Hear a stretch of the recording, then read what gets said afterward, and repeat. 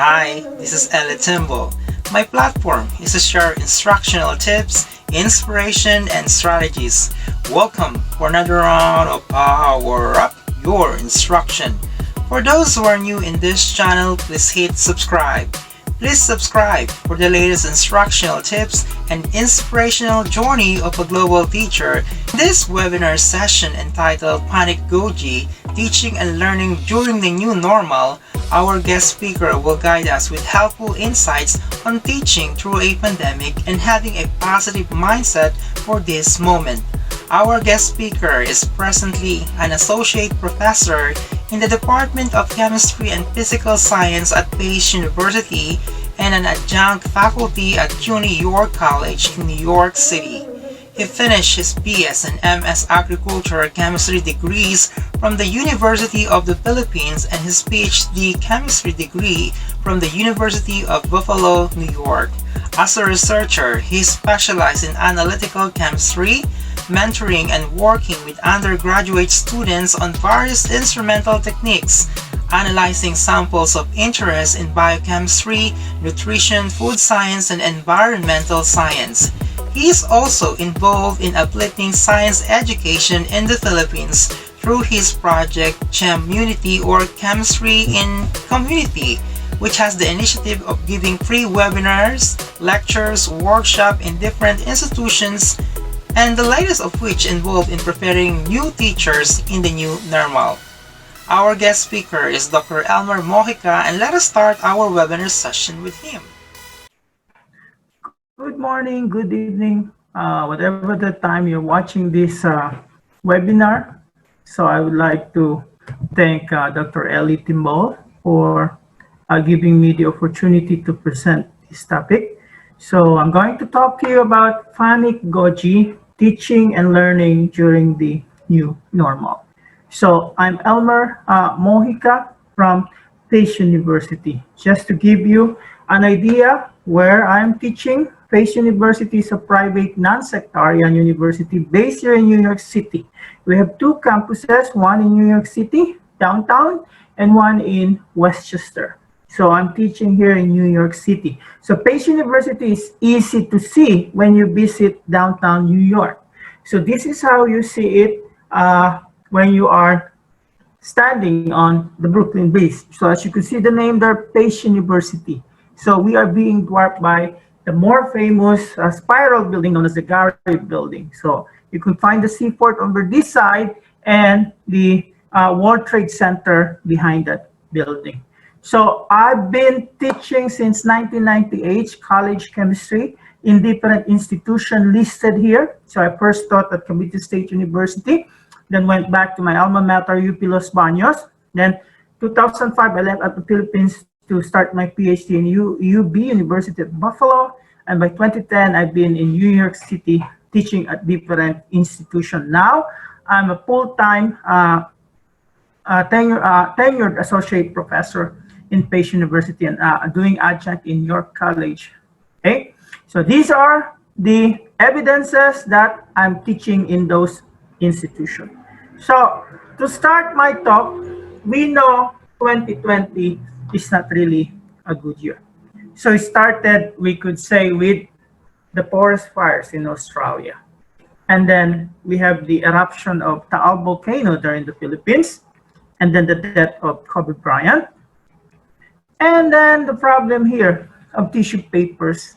But for us Filipinos, we don't have any problem because we have a tabo. But I think for me, the one that was really very bad news, aside from the pandemic, is the death of Chadwick Boseman, the Black Panther guy.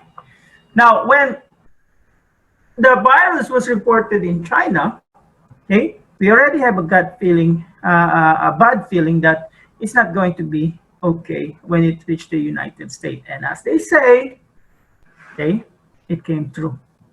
Okay, we have one of the worst case, if not the worst case, of COVID-19 in the whole world.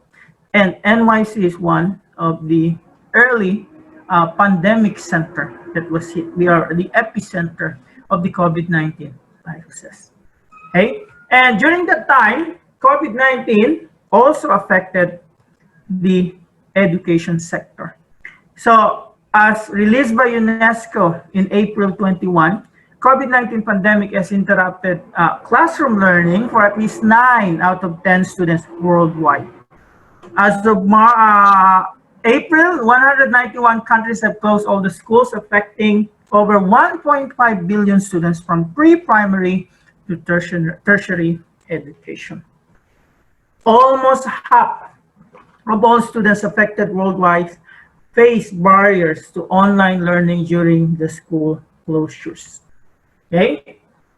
50% of these learners do not have a household computer. So that is equivalent to 826 million students. 43% of the learners, around 706 million, they do not have the internet.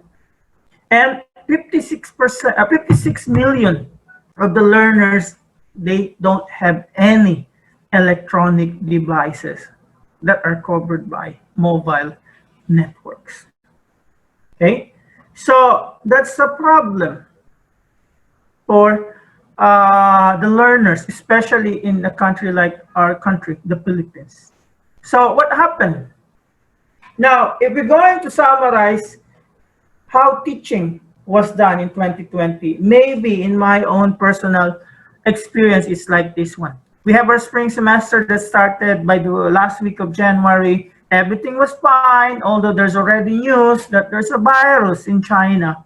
And during that time, it was first reported in the West Coast, the presence of this virus. And then everything goes February, and then by the middle of March, we're told to go to remote learning and to finish the semester. So everything starts okay, and then out of it, this is what happened.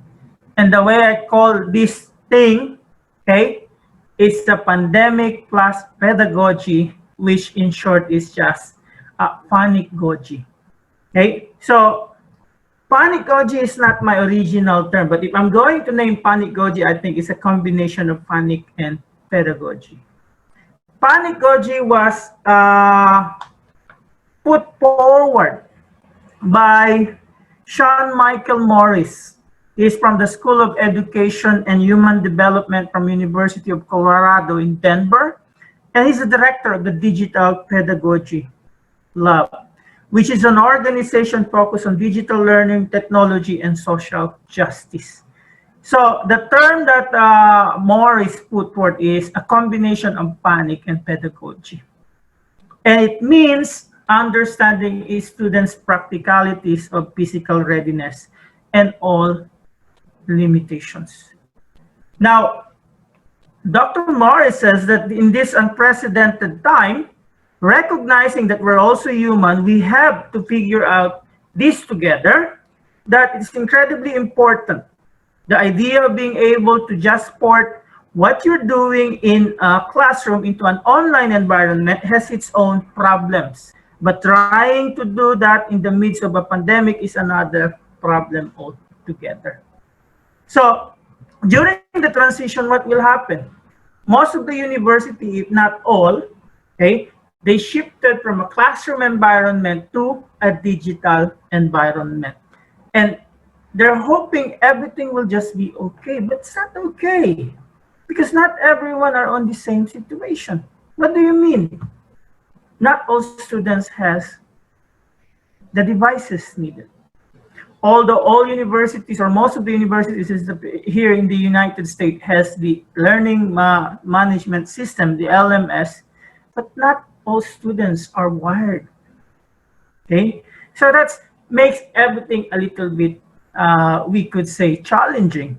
And in our case, in the Philippines, we know we have a big problem in the infrastructures of the internet. So we cannot do remote learning in an online setting. Okay, so we could say when we're talking about online in the new normal in education, we could say we have a case like this girl here with internet and computer devices, but most of our people there in the Philippines, they're usually sidelined. They don't have the means to have those resources. So what are we going to do for people like this one? So in this talk, I would like to show you what happened to us here and how this experience can help you there in the Philippines. Okay? Now, when the pandemic happened, it happened during this time between February and March. So we could say that's the phase one, rapid transition to remote teaching and learning. So as you could see here, North America, like the US and many other regions, transitioned to fully remote teaching and learning in just 3 to 4 weeks with huge reliance of synchronous video. So we have Zoom, Microsoft Teams, Google Meet. For us, we're given a week to do that. For the public school teachers here in New York City, they're given a day, if I'm not mistaken. Okay? And then by phase two, we added some basics, so the institution must add basics into emergency course transition, course navigation, equitable access, including the lack of reliable computer and broadband, support for students with disability, academic integrity. So during the phase one, okay, assessment is a problem, everything is open note. During phase two, we try to solve that problem about academic integrity.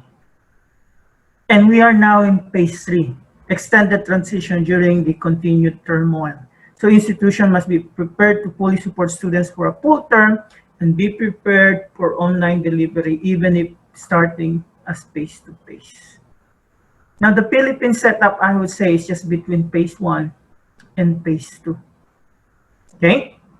Now, how do we transition to new normal? So there's an article that I read in this website by a Malaysian professor.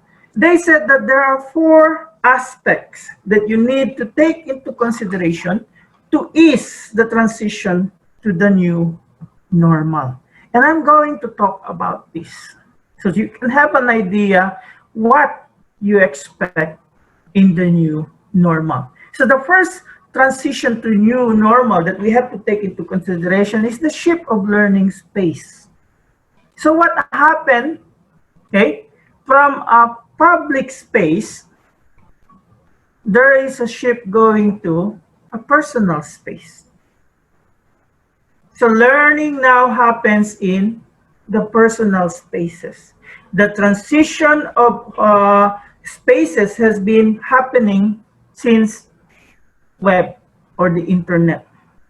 Okay? And now learning can be done through personal devices without having to go through the school. So there is some additional shifts here. So since you're not doing learning in public spaces, we could say your social interactions are affected. Okay? So along with that comes a shift in our social interaction from physical to virtual. We can still interact with the learning communities. We can still exchange conversations with classmates, teachers. Okay? So we could say what really happened here during the shift of the learning space is we just shifted to our communication channels. Now, how are we going to do that in the Philippines, especially if the students are not really online? They are sidelines. So maybe the shift is from the classroom to the modules or whatever material you use. So that's the first aspect that you need to consider. Now, the next aspect that we need to consider is there is a shift of delivery or the teaching modes. Okay?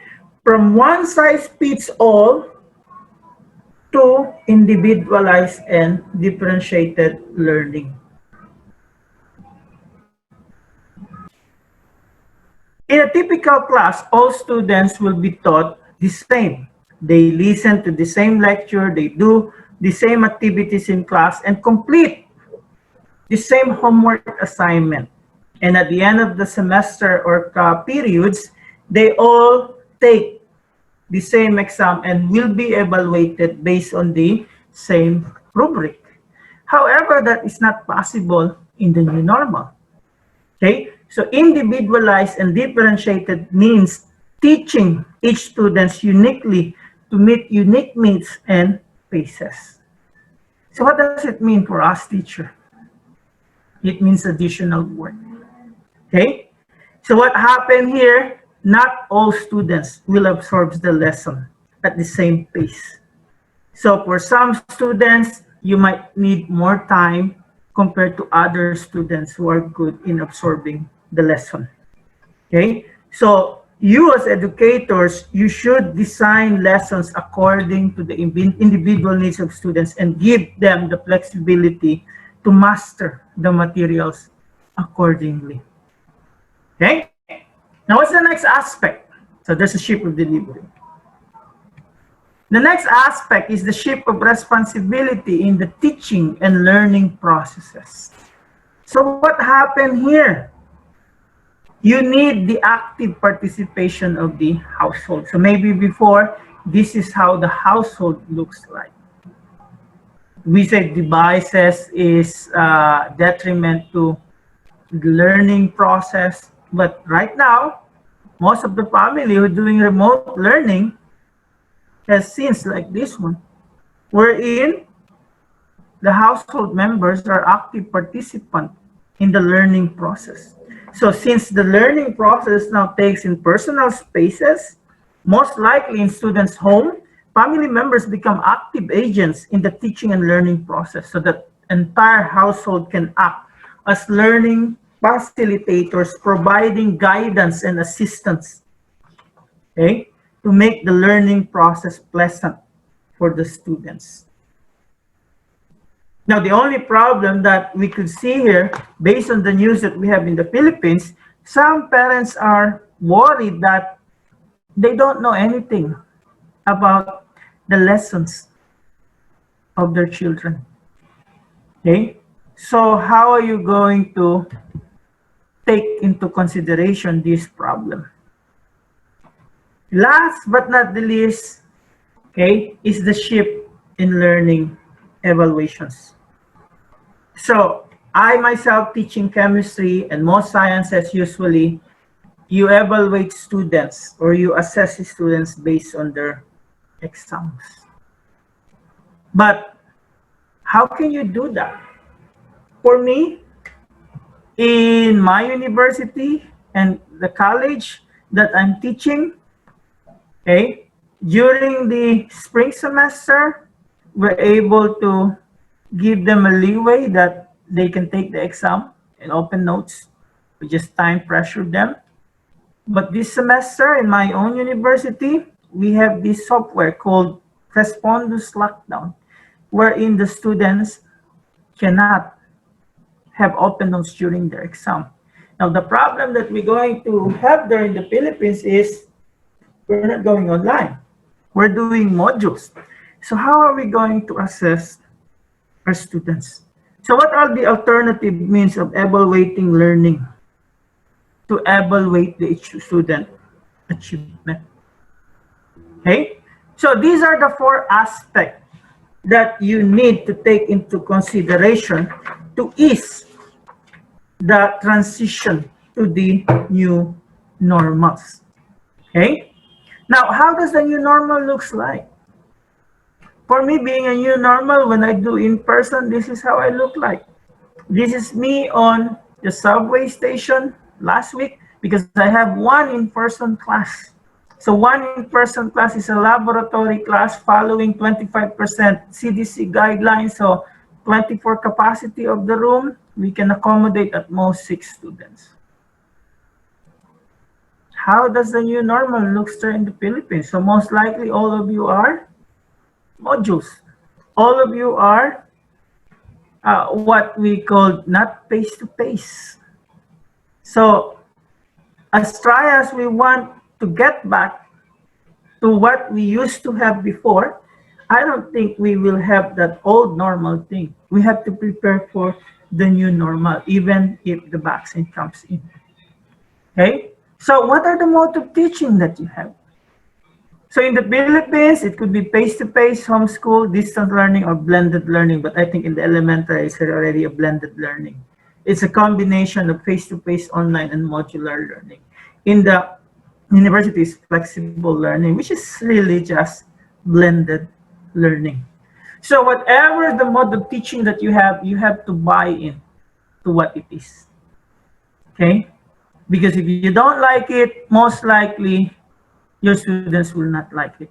The story that we have here, I put it in Tagalog, dapat mabenta muna sa'yo yung mode of teaching. Kasi ibebenta mo yan sa mga estudyante mo. So pag hindi yan nabenta sa'yo, hindi mo yan mabebenta sa estudyante mo. That's how I was able to, I said, transition to the new normal successfully because I was able to buy into the concept of the mode teaching that we're going to do. They explained to me that it's not online learning or the so-called e-learning, but it's just a remote learning. The only way of doing or having educational continuity. So we just shift from this what we call classroom setting to virtual setting. Okay, so that's the first thing that you have to consider. You have to accept the mode of teaching and you have to tell the students this is the only way we can go forward. Okay, so old versus new normal. So what will be the difference between the two? So what I have here is ideas that I got from the University of the Philippines in Visayas, okay, on how they look at the old and new normal, how the transition is been done from the old and new normal. So there are three things that they look at: assumptions, approaches, and assessment. And in each of these parameters, they have questions wherein they look at the difference on these questions between the old and the new normal.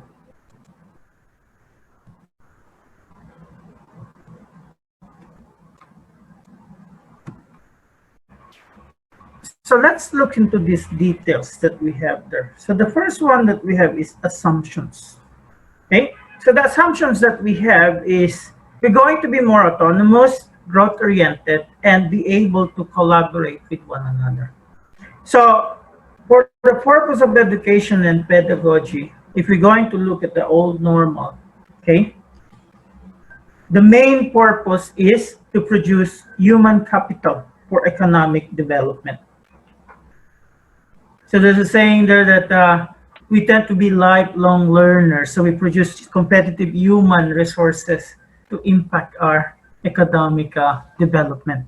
Now, for the new normal, okay, there's a shift in the expectation. So it's more on nurturing with compassion human beings. So we become be more empathy, resilience, self-mastery, autonomy, and sense of purpose. Now, for the role of the teachers in the old normal, okay, we serve as facilitators of learning. So there's facilitators of competency, acquisition, and collectors of assessment and outcomes. But in the new normal, we're not only facilitators of learning. We have to be empathetic supporters of flexible and support creative learning, okay, in terms of the spaces and the opportunities. Now, for the learners that we have here, okay, there are potential resources to be trained with specific competencies, but we cannot do that. We don't have any access to the laboratories. Like us, we cannot do hands-on experiment right now. Before in the Lord normal is fine, but now we can do that. So what we do in the new normal, the natures of learners that we have, they're context-based, active, collaborative, okay? They should make sense, learns and acts based on the urgency and the relevant conditions, capable and have immediate feedback. Now, what is valued in school between the old and the new normal? Before we valued what? Scores, grades, awards. So we have some sort of a standards of assessment. And for students to get awards, they have to meet that. But now, it's more on what? Be able to tends to being self-regulated, autonomous, being creative, innovative, collaborative, and being able to adapt and solve collective contextual problem. So as we say, In terms of the assumptions, we tend to be more autonomous, okay, growth oriented, and be able to collaborate with one another. Now, let's go to the approaches, okay? In terms of the nature of teaching, in the old normal, there's a delivery of set and sequence discipline based materials with outcomes as evidence of learning. So you deliver and gather the outcomes. But in the new normal, okay, you engage in active and collaborative teaching of relevant content and skills that lead to meaningful action and changes in personal and social life. So the root word we could say is relevant content. Now, for the nature of learning that we have for the project, old normal, we produce outcomes that form to set standards of competence for each separate subject. So usually this is set by, if you are working on depth ed, it's set by depth ed. If you are working with a professional regulatory commission, PRC is the one to set it. For us, we set by the ACS program. So you have to follow the standard that they have. You are accredited for it, but in the new normal, it's all self-selected, self-paced, self-assessed. So you have the social and authentic experiences that address the diverse concern, and you have to be open and flexible for terms of the nature of learning. Now, for the context and space of teaching and learning, so this is something to do where it will happen.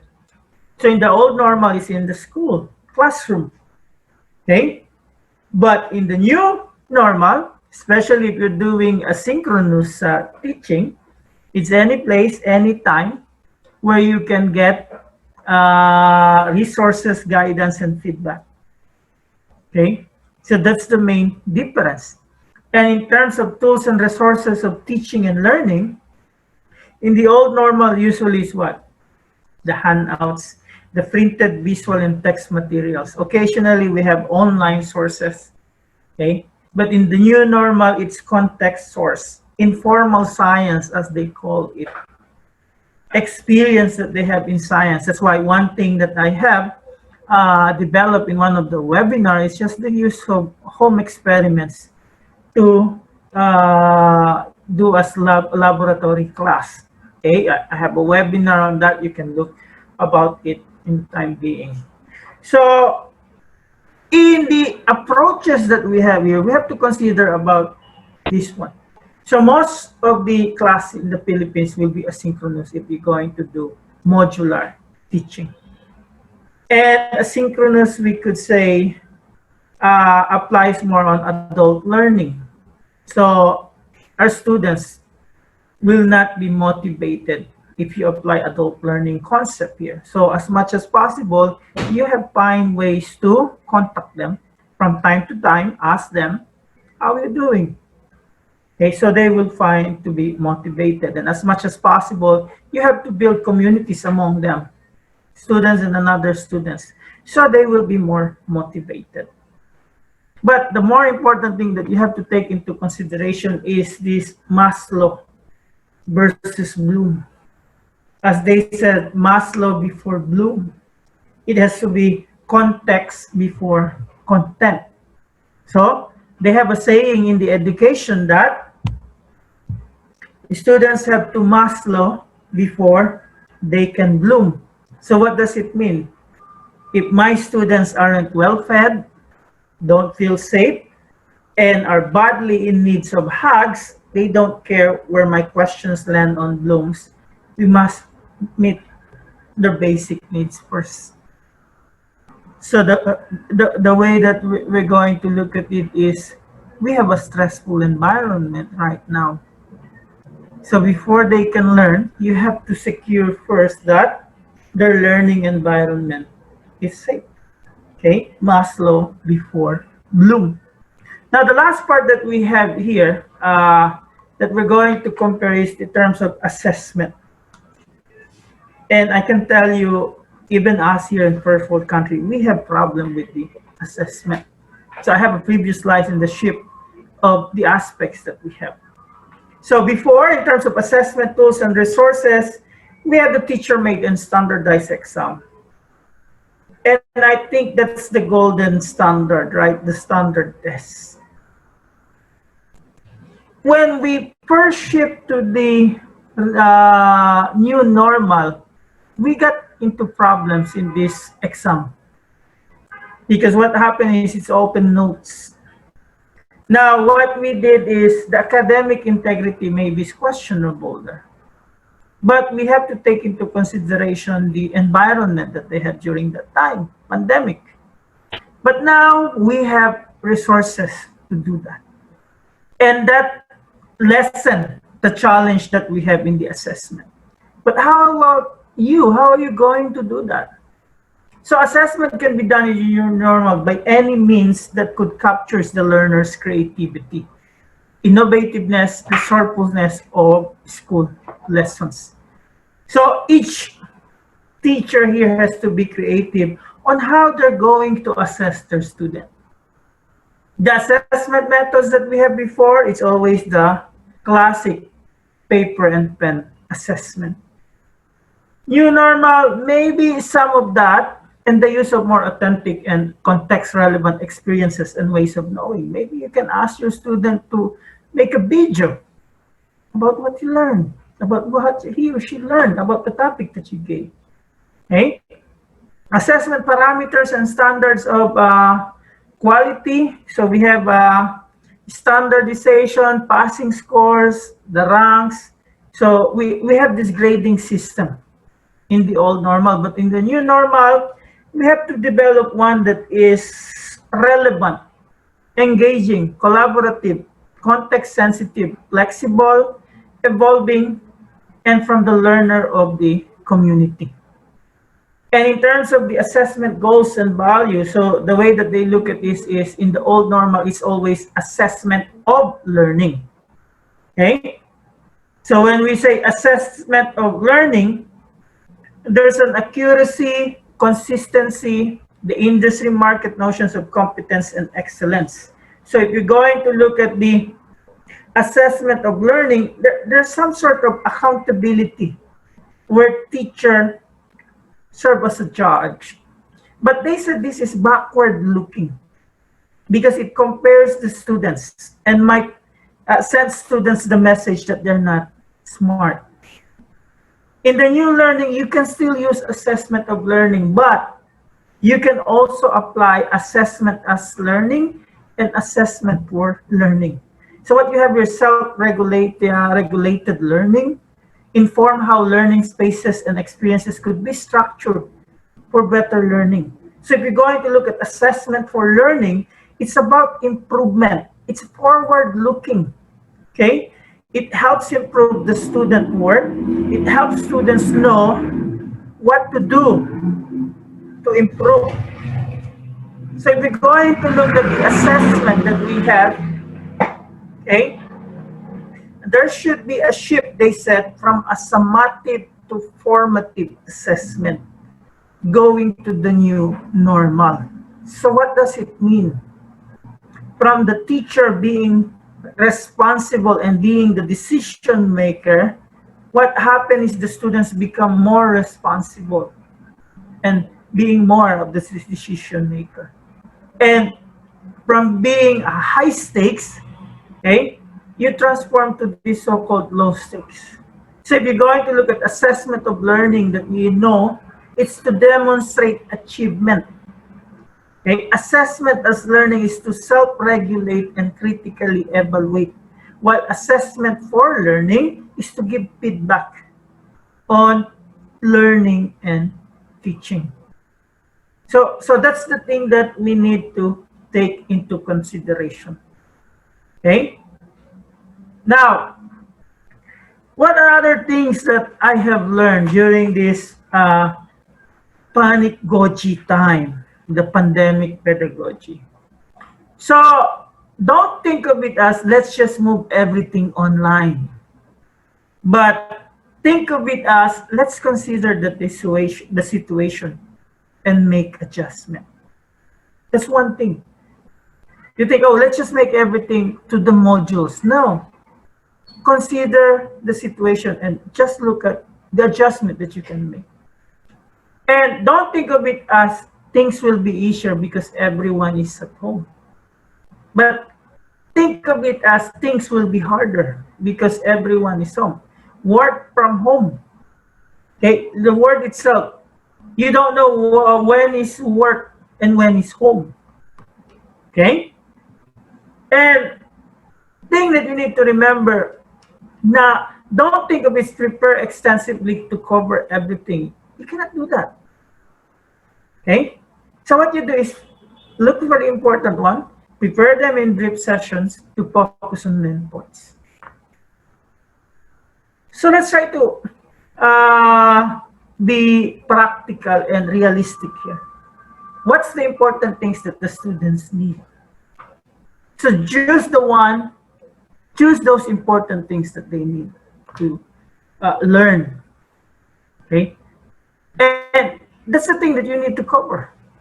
And we can also question about the use of technology, but we all know in our country, the digital divide is a social divide. Okay, so those who have computers, those who have internet access, those are the rich people. As I have told you at the beginning, most of the people are sidelined. They're not online. Okay? And if ever there's a computer, somebody donates a computer to all students, just like some of the LGUs that's being done there, okay? There are different perspectives between the learners and the teachers with respect to the use of technology. So for the learners, they might get excited or they might get into an excitement when they have these computers or they have this internet access. For the teachers, usually they use this as a tool so that they can engage their students. Okay? So I learned this also from those groups from UP Visayas, and I'm thankful for that. And then you have to make it also as for the students, the use of technology might be an adventure or voyage to them, exploration to the field of knowledge. But for the teachers, it might be a work procedure on how they will going to prepare their lessons and present them in class.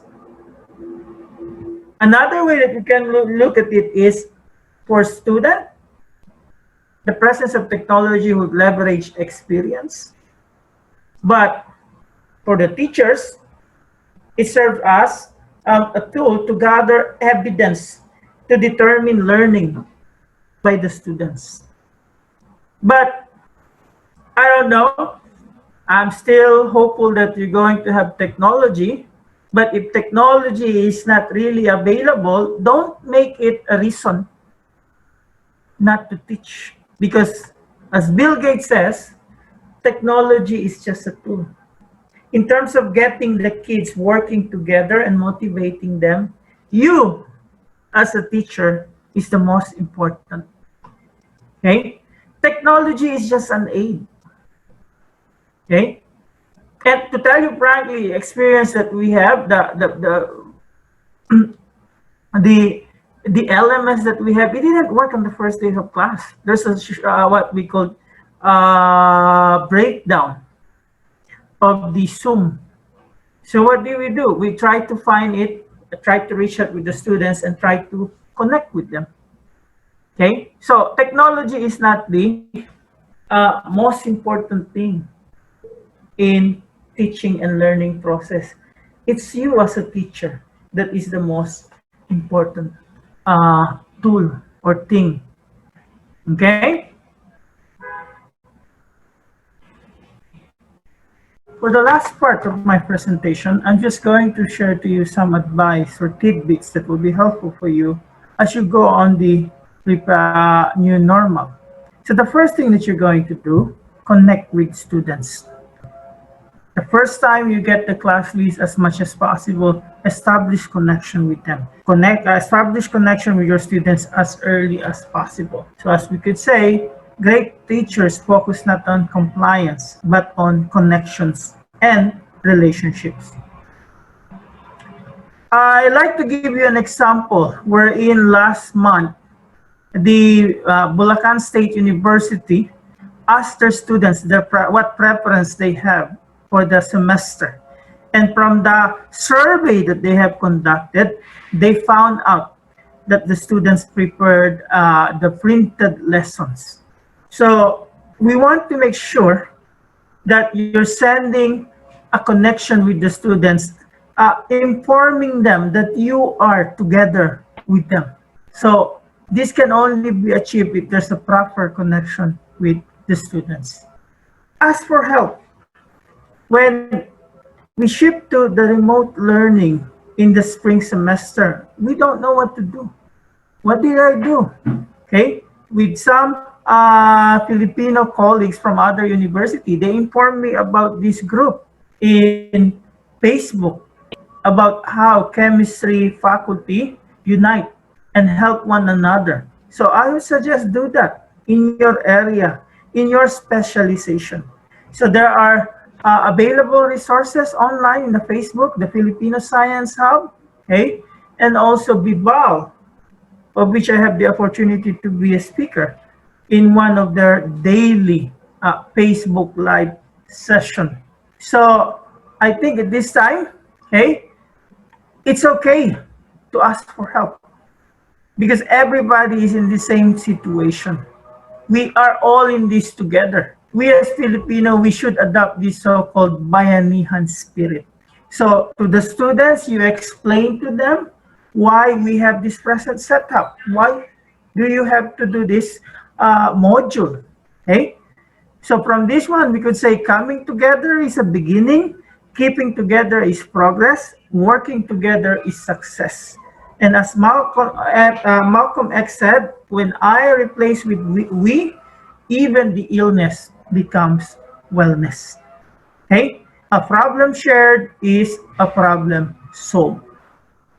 And then another thing, prepare for a tough and difficult times.